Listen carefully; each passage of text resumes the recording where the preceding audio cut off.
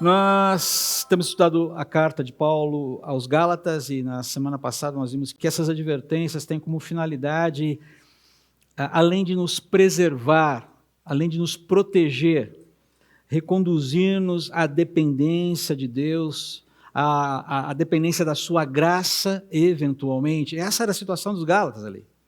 O pessoal estava se afastando de uma vida vivida debaixo da graça. Mas também nos relembrar que a segurança da nossa salvação eterna não é garantida pelo tanto que conhecemos a Deus, pelo tanto que nos esforçamos em conhecê-lo, embora isso seja importante, mas sobretudo pelo tanto quanto Deus nos conhece.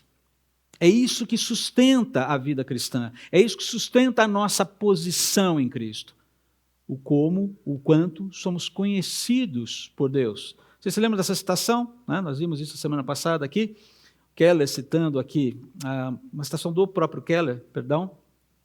O que faz de alguém um cristão não é tanto o fato de conhecer a Deus, mas de ser conhecido por Ele. Conhecer na Bíblia significa mais do que ciência intelectual.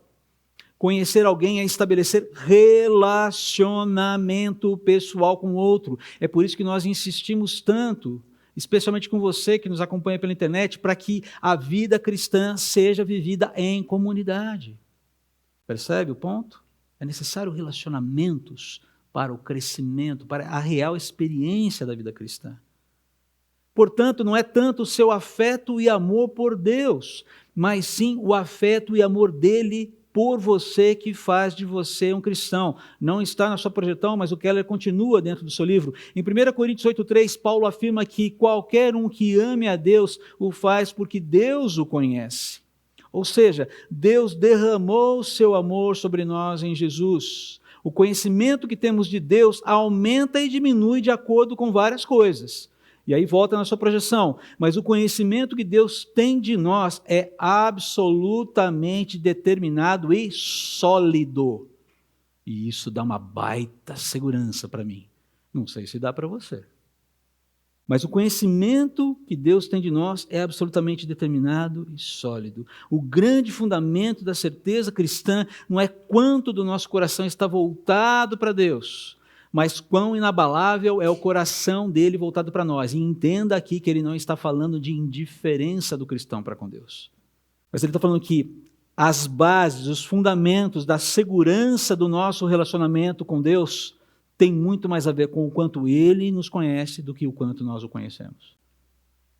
É claro que eu devo me esforçar por conhecer mais a Deus, através da palavra, através da oração, através das disciplinas bíblicas, mas não é isso que dá segurança. A segurança é pelos méritos dele, no caráter dele, é o caráter dele que sustenta tudo isso.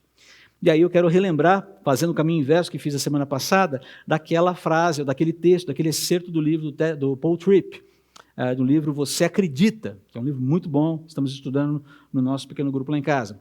Você e eu faríamos bem se resistíssemos ao pensamento de que em algumas áreas da nossa vida, se não todas elas, na verdade, somos mais espertos que Deus e ao pensamento de que não teremos nenhum preço a pagar por ignorar suas advertências sábias e amorosas. Falando sobre advertências aqui, não é?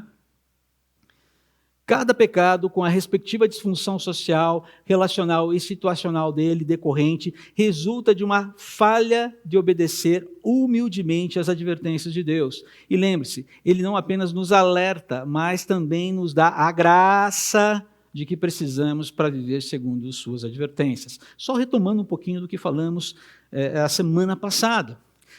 Você se lembra do tom preocupado de Paulo no versículo 20 do capítulo 4? A gente mencionou ele ali no finalzinho, né? Ele fala assim, olha, eu gostaria de poder estar aí com vocês, Gálatas, para lhes falar em outro tom. E ele está falando um tom, o tom dele é um tom, digamos, áspero, mas não significa que ele não seja amoroso. Tanto é que a mensagem da semana passada se chamava o tom do amor. Meio que uma aparente contradição ali, tá? Mas distante como estou, não sei o que mais fazer para ajudá-los. E parece que, ok, a história acaba aqui e, poxa vida, o que a gente faz diante dessa paulada de Paulo? Desculpe a redundância aqui da palavra, né? Embora paulada não tenha nada a ver com Paulo, eu acho, não sei, nunca estudei a etimologia de paulada, mas precisamos dar uma olhada. Ok, divagação à parte aqui. se fecha aqui, temos um problema. Já imagina terminar a carta dessa forma? Não sei mais o que fazer por você. Tchau, fui embora, magoei. Não, na verdade aqui, esse desabafo de Paulo no versículo 20, está introduzindo o clímax dessas advertências feitas por ele a qualquer pessoa que se veja merecedora do favor de Deus. E ele vai entrar aqui, nos próximos versículos, você olha e fala, mas o que Paulo quer dizer com isso aqui? Mas ele é genial. Ele é genial. E ele faz esse movimento, como quem diz assim, olha, para o bem da saúde do seu relacionamento com Deus, não descaracterize o DNA da graça.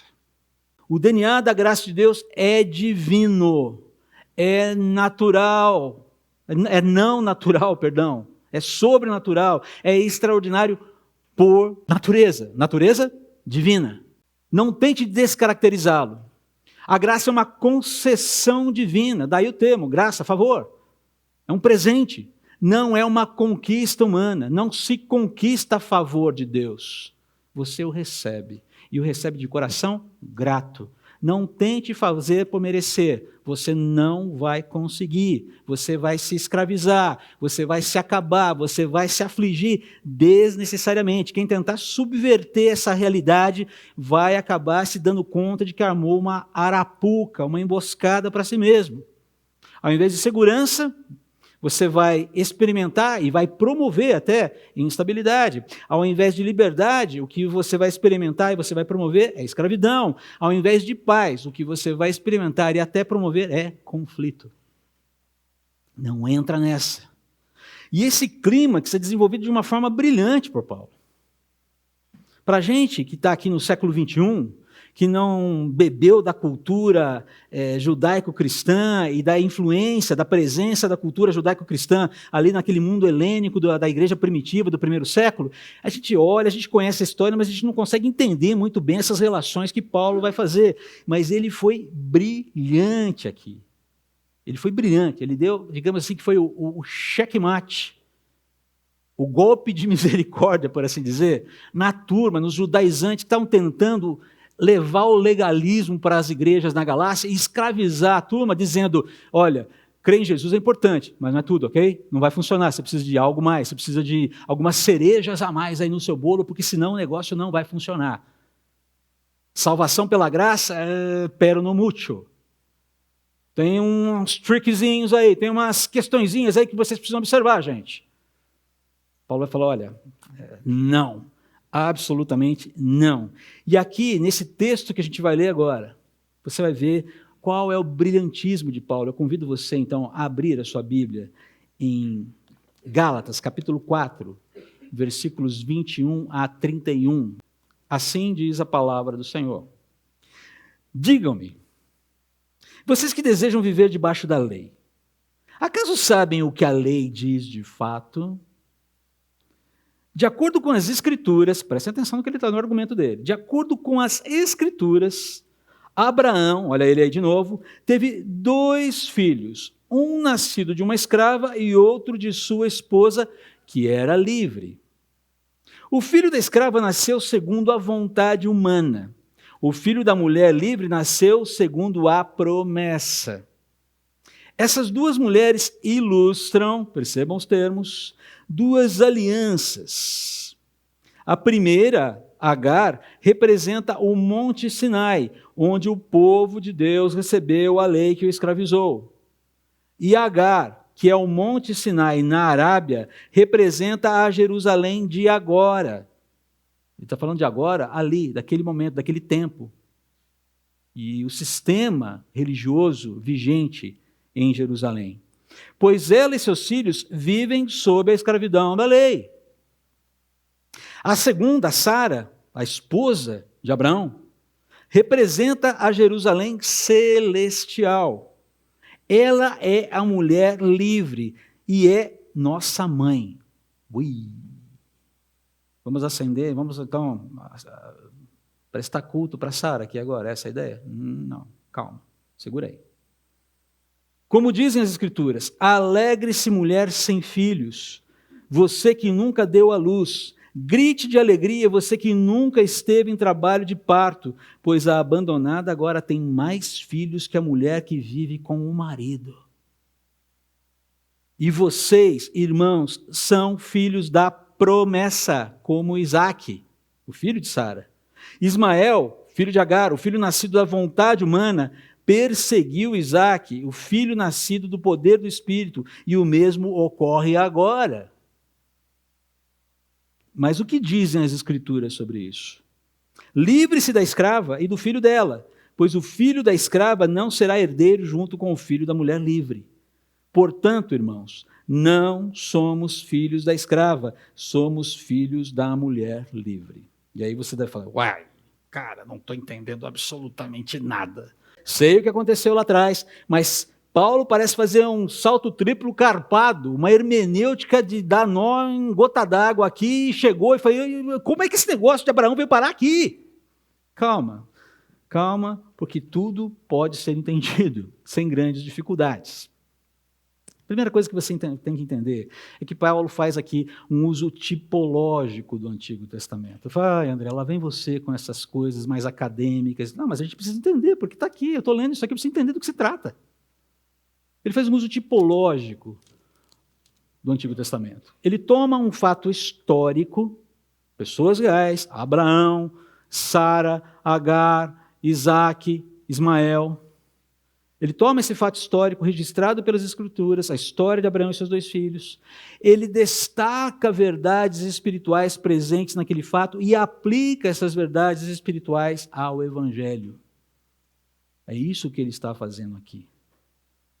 Então, quero deixar bem claro, aqui ele não está fazendo juízo de valor entre Agar e Sara, entre Isaque e Ismael. Ele está falando das verdades espirituais contidas nesse fato, tal como ele ocorreu, e como lê-los, como aplicá-los a essa realidade hoje, dentro da vida cristã, aplicá-los dentro do Evangelho. E é fácil você começar a entender aqui as relações. Existe um contraste muito claro entre esses 2 DNAs, por assim dizer, essas 2 descendências, porque as 2 deram filhos a Abraão. De fato, Abraão é pai de Ismael, que é o antecessor de todas as nações árabes. A Bíblia nos fala sobre isso. Mas também ele é pai de Ismael, filho de Sara. E é Isaque, filho de Sara, perdão.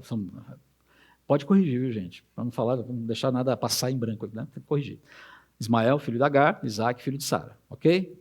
Há um contraste nítido aqui e há uma aplicação desse contraste a essa história de sermos filhos da lei e filhos da graça.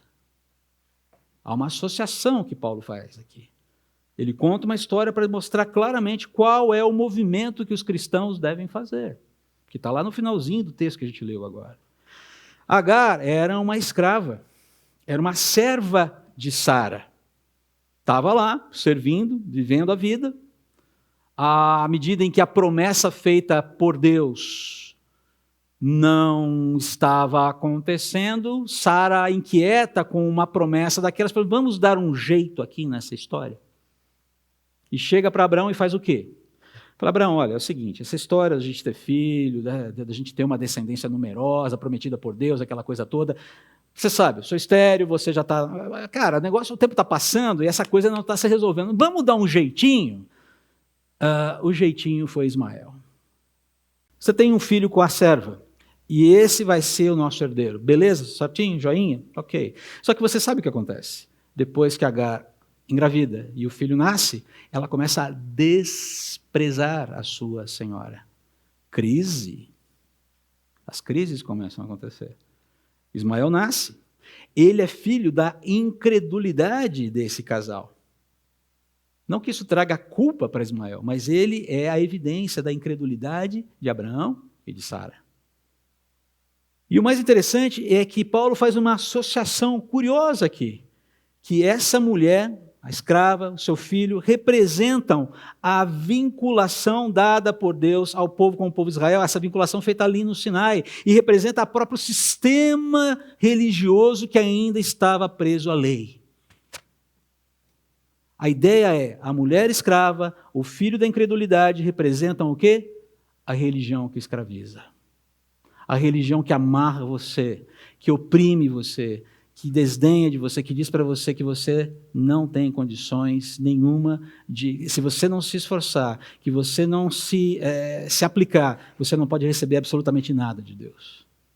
Essa é a associação. E aí a ideia é associar isso à salvação pelas obras. E é por isso que, nesse contexto, dentro dessa tipologia, H, ela vai acabar sendo, por inferência, a mãe dos não salvos. Lembra? Aqui estamos falando da tipologia e não da pessoa propriamente dita. Paulo está aplicando uma verdade bíblica aqui. Separe as coisas. Em comparação, Sara é a mulher livre. E vamos lembrar que Sara não acertou 100%. Lembremos que a ideia do filho com H foi dela. É bem verdade que Abraão topou rapidamente essa história. Mas perceba que ela é a mulher livre. É dela que vem o filho prometido por Deus. Dela, a mulher estéril, sem condições humanas de reprodução. Apesar dos seus desvios, apesar dos seus equívocos, é dela que vem a promessa. Ela representa essa Jerusalém superior e livre, essa Jerusalém celestial. E não tem a ver com a cidade celestial, mas tem a ver com a dinâmica da verdadeira religião que é oferecida por Deus num processo de resgate. Ou seja, eu estou vinculado a Deus, esse meu relacionamento representa uma dimensão maior de vida que a religiosidade humana e terrena estampada ali em Jerusalém não consegue resolver. Ela está falando, é uma condição maior, é uma realidade maior. Vocês pertencem a uma realidade maior. Essa Jerusalém terrena, ela está caducada. A Jerusalém celestial é eterna. Vocês estão trocando o quê? Estão trocando o eterno, o certo, pelo terreno e duvidoso? Vocês estão trocando a segurança pela insegurança? É isso que vocês estão fazendo, Gálatas? Porque é isso, esse é o movimento que está sendo vendido para vocês. Escravizem-se de novo. Assumam a responsabilidade pela sua salvação. Sejam senhores do seu andar. Vamos lá, gente, e aí? Não é por aí. Esses são os fatos essenciais da história aqui. Ele faz essa comparação justamente para dizer, olha, um é filho da lei, outro é filho da graça. Novamente, uma tipologia. E quais são as implicações dessas verdades espirituais? Para a gente entender rapidamente. Se você pegar aqui versículos 21 e 22, basicamente o primeiro ponto aqui que a gente pode destacar é que as Escrituras anunciam a graça de Deus desde o princípio do Antigo Testamento. A lei de Deus sempre apontou para a sua graça. Se você olha aqui, ele fala, digam-me vocês que desejam viver debaixo da lei. Vocês prestaram atenção no que a lei diz de fato? E no versículo 22 ele fala, olha, vamos para as Escrituras. E ele vai para a Torá. Ele vai para a Torá. Vamos voltar lá, vamos um pouquinho antes da lei, vamos voltar para Gênesis e conta a história de Abraão de novo. Você percebe que Paulo está voltando o tempo todo. O que as Escrituras estão falando? E o que as Escrituras estão falando, meus queridos, é que desde o princípio a graça de Deus é evidente. Aliás, se você voltar um pouquinho mais, você chega em Gênesis 3. E em Gênesis 3 você já tem a graça de Deus sendo derramada sobre o povo, sobre um casal que pecou contra ele. Essa história, então, de falar que o Deus do Antigo Testamento é um Deus severo, é um Deus irado, é um Deus vingativo, não é um Deus gracioso, e que agora sim nós estamos na era da graça, é balela. É um erro teológico. Deus sempre foi gracioso, Ele sempre ministrou graça, Ele sempre ministrou perdão, Ele sempre ministrou favor, desde o início, desde o ponto zero, do marco zero da queda. A graça dele está lá evidente o tempo todo. Você tem lá em Gênesis 3,15 o proto-evangelho, a promessa de que Deus não vai permitir que as coisas fiquem daquele jeito para sempre. Então essa coisa de falar que o Deus do Antigo Testamento é um Deus irado, é um Deus vingativo, é um Deus malvadão, por favor. Se você ouvir essa besteira em algum momento, sabe qual deve ser a sua reação imediata a isso? Anátema, maldito, isso é mentira, isso é heresia. E eu canso de ouvir gente falando sobre isso. Não aqui na nossa igreja, graças a Deus. Porque se você falar isso, eu vou chegar, vem cá, queridinho, vamos lá, vamos tomar um café, vamos tomar um café com o Tato. Vem cá, senta aí. Que Bíblia você anda lendo? Porque a Bíblia que nós lemos, a Bíblia que nos foi concedida pelo Senhor nosso Deus, diz que a sua graça é presente desde o princípio. Deus julga? Sim. Ele não seria bondoso e santo se não julgasse, se não punisse o mal. Essa teologia do Deus fofo, gente, tem causado mais confusão do que você imagina. A graça está presente desde Gênesis, de maneira muito clara. E falar que o Deus do Antigo Testamento é diferente do Deus do Novo Testamento é uma mentira diabólica. Desconstrói Deus, descaracteriza o Deus das Escrituras. E eu e você não temos o direito de sequer pensar nisso. Mas não para por aí. Paulo continua, nos versículos 23 a 25, ele fala coisas muito interessantes. O filho da escrava nasceu segundo a vontade humana, o filho da mulher livre nasceu segundo a promessa. Olha os contrastes. Essas duas mulheres ilustram duas alianças. A primeira, Agar, representa o Monte Sinai, onde o povo recebeu a lei que o escravizou. E Agar, que é o Monte Sinai na Arábia, representa a Jerusalém de agora, pois ela e seus filhos vivem sob a escravidão da lei. E o segundo ponto, a ideia aqui, fazendo esse contraste, é deixar muito claro que não descansar na graça de Deus causa destruição e desintegração espiritual, psicológica e relacional. A gente vai ver isso ali no versículo 29 daqui a pouco. Essa solução humana que causou problemas na família, causou impactos diretos ali no relacionamento, não só da família, do núcleo familiar de Abraão, causou impactos homéricos em toda a história e causa até hoje. Em grande medida, você tem toda essa sanha de querer varrer Israel do mapa, a nação de Israel do mapa, por conta desse conflito que nasce entre os filhos de Abraão. Percebam, são meio-irmãos e se odeiam. É uma questão que precisa do fechamento da história, de Jesus presente aqui para dar conta de resolver essa equação. Estamos vendo isso em escatologia. Hoje, na verdade, foi uma aula introdutória, mas convido você a participar das aulas de escatologia. Você vai ter muito mais pano de fundo para entender os textos, ou o que a gente vai estudar em Apocalipse a partir de setembro. Venha para a escola bíblica, quero convidar você. Então, perceba que atalhos à graça de Deus, e aqui é o caso, não descansar na graça de Deus causa situações, ou causa um cenário, ou propicia cenários onde os ciúmes, o desprezo, as intrigas e a opressão vão vigorar. Não demorou muito para Agar se sentir superior à sua senhora, por assim dizer. A pessoa que lhe favorecia até então. E desprezá-la. E à medida, e depois que Isaac nasce, Ismael olha para o menino e fala, vem cá, baixinho. Sabe aquela coisa de irmão mais velho fazendo bullying com o irmão mais novo? Nós precisamos entender que todos os movimentos que tentam pegar atalhos e se desviam da graça de Deus, eles causam confusão e perturbação. Não importa o que seja, se você tentar pegar um atalho na sua vida com Deus, sem depender da graça de Deus, pode ter certeza que tem confusão à vista. E Deus vai nos dar a graça para lidar com a confusão, mas Ele não necessariamente vai nos livrar do problema. Entendam isso. A gente vai ter que passar pelo problema. A gente vai ter que passar pelas consequências do problema, com a graça dEle. Mas cada vez que a gente se desvia da graça, cada vez que a gente tenta resolver as coisas do nosso jeito, pode ter certeza que a fatura chega. Por quê? De Deus não se zomba. De Deus não se zomba. Uma terceira verdade espiritual aqui que o texto nos ensina também, rapidamente aqui, é que a graça de Deus sempre opera num ambiente de total esterilidade humana para o louvor da sua glória. É por isso que Paulo faz uso do Isaías 54:1 aqui dizendo, alegre-se mulher sem filhos. Ele está se referindo, ele está fazendo a aplicação de Isaías 54 à situação de Sara, que estéril, sem ter condições humanas de resolver o seu problema. A sua esterilidade, a sua infertilidade foi favorecida de forma sobrenatural.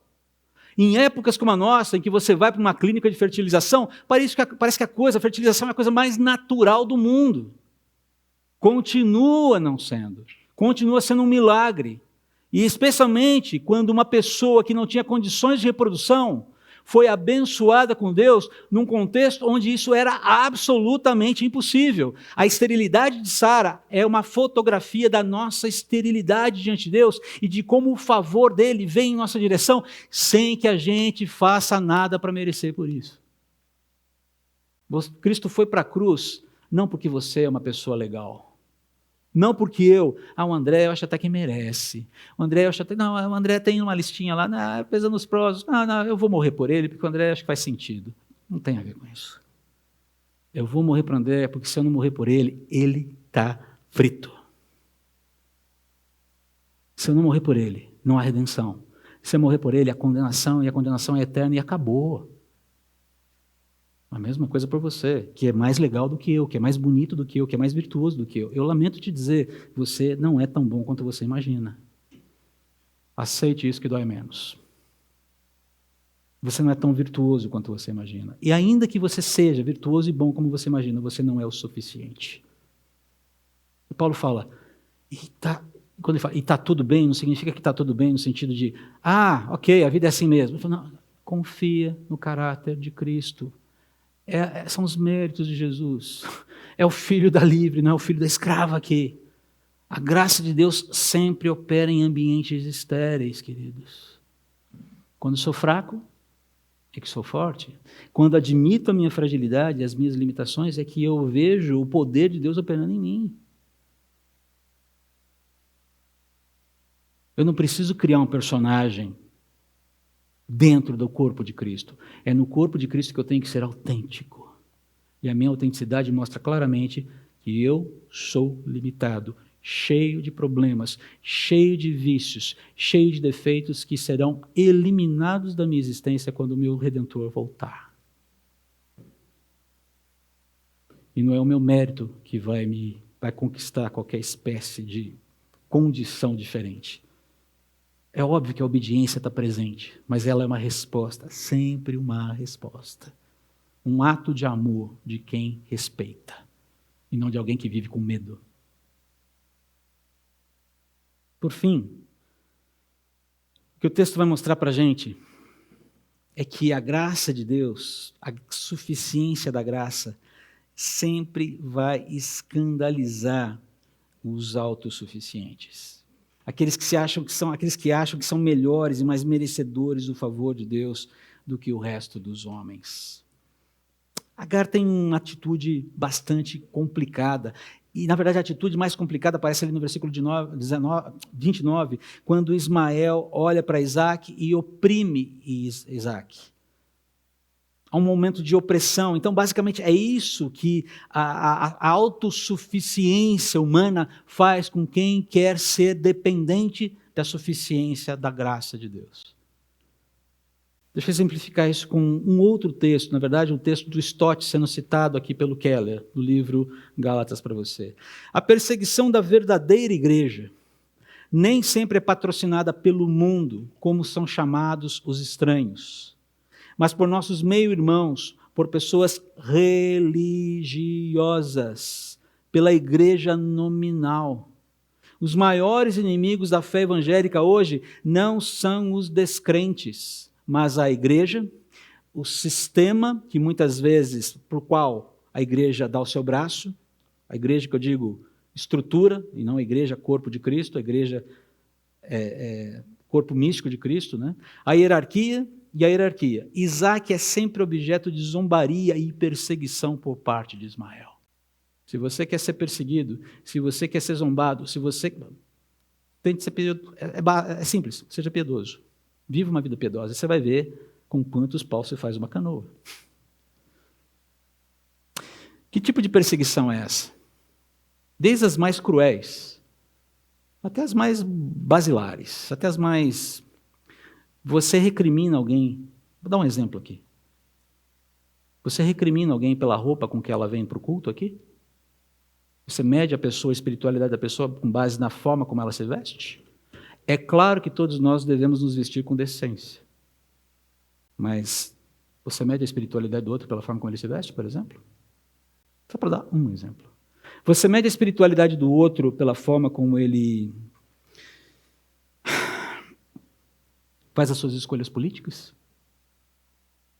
Você mede a espiritualidade do outro de acordo com a teologia, aquela filigrana teológica que do frigir dos ovos não vale nada?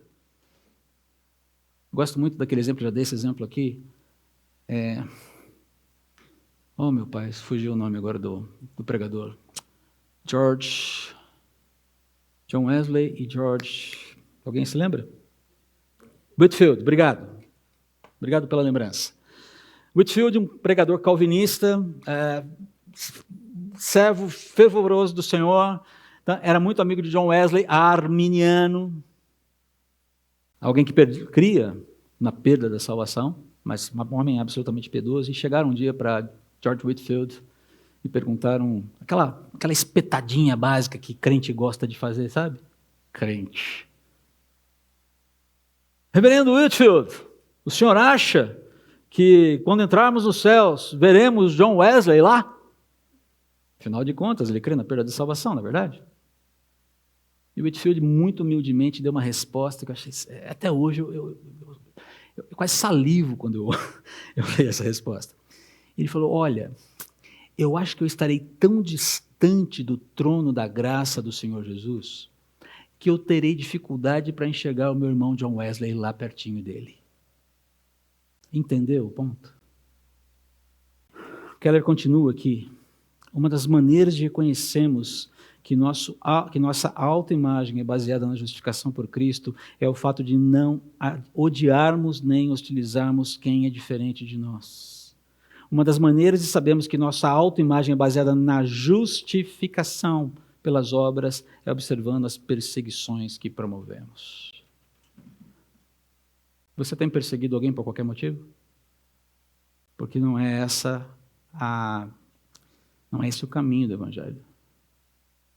Fomos chamados para sermos pacificadores. Não é que nós não vamos tratar erros.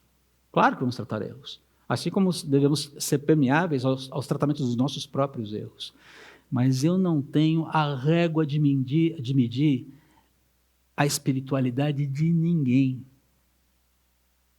Ainda mais quando eu imprimo nessa régua as minhas próprias medidas. Quando você é filho da graça, você se liberta desse peso. Mas os filhos da lei, eles ficam presos a isso o tempo todo. Medindo, analisando, fazendo... É por isso que você não me vê, por exemplo, fazendo postagens polêmicas na internet sobre questões teológicas, ou seja lá o que for. Porque não tenho nada para provar para ninguém. Eu acho muito interessante quando alguém chega para mim e fala, quero te seguir no Instagram. Fique à vontade, você vai ficar bastante decepcionado, porque eu não posto nada lá. Eu não tenho a preocupação de ser um nome público, de ser alguém reconhecido. Eu não tenho essa preocupação, eu não dou a mínima para isso.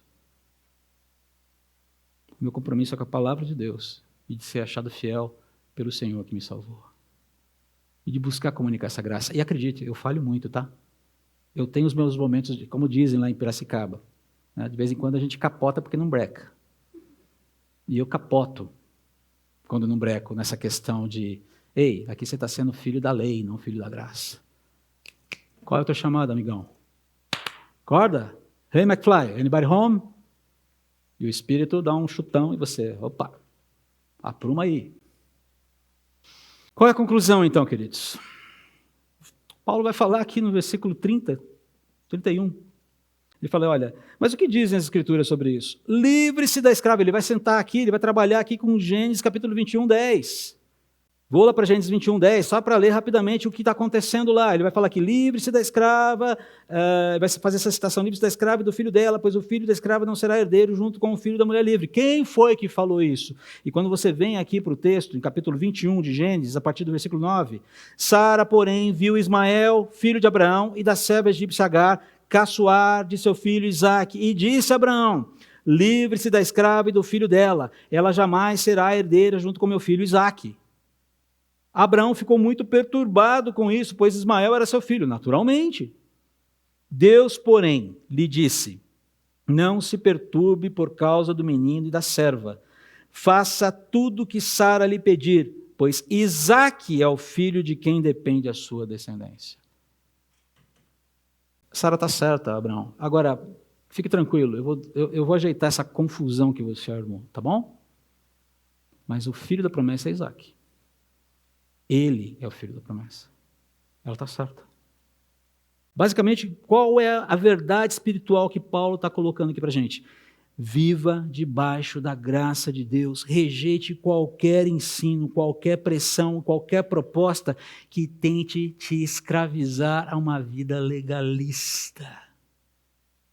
Agora lembre-se, a liberdade conferida pela graça não é sinônimo para a gente viver fora dos princípios para os quais Deus nos chamou, Deus nos criou. Não é. Liberdade vivida com malandragem é libertinagem. Ok? E isso, como nós veremos nas próximas semanas, é tão tóxico, tão venenoso quanto o legalismo. Para finalizarmos aqui, se você quiser bater uma foto para você pensar um pouquinho nisso depois, fique à vontade. Nossa reflexão aqui. Abraão resolveu depender só de si mesmo para converter as promessas de Deus em realidade. Você já fez algo semelhante? Quais foram os resultados? Aprenda com a sua própria história. Segunda pergunta, você se identifica com Sara de alguma forma? Com a sua esterilidade? Com a sua limitação? Com essa necessidade do favor de Deus? Como a experiência dela te conforta e te anima? E terceira pergunta, pense em sua conduta no corpo de Cristo, a forma como você lida com os seus irmãos, a forma como você trabalha na comunhão dos santos. Considerando a tipologia do texto que nós mencionamos há pouco, você tem agido mais como Isaque ou como Ismael? Eu ajo muitas vezes como Ismael. E eu preciso tratar isso com Deus sempre que acontece e pedir perdão para os Isaques da minha vida. Também já fui muitas vezes maltratado por alguns Ismaéis aí da vida. Mas o foco é que eu seja cada vez mais Isaque e cada vez menos Ismael, para a glória do Senhor. Vamos orar. Senhor, ajude-nos nisso, a viver como filhos da graça. É uma condição da qual é a nossa condição, a gente já é isso. Ajude-nos a viver em conformidade a essa realidade, para a glória do teu santo nome, em nome de Jesus. Amém.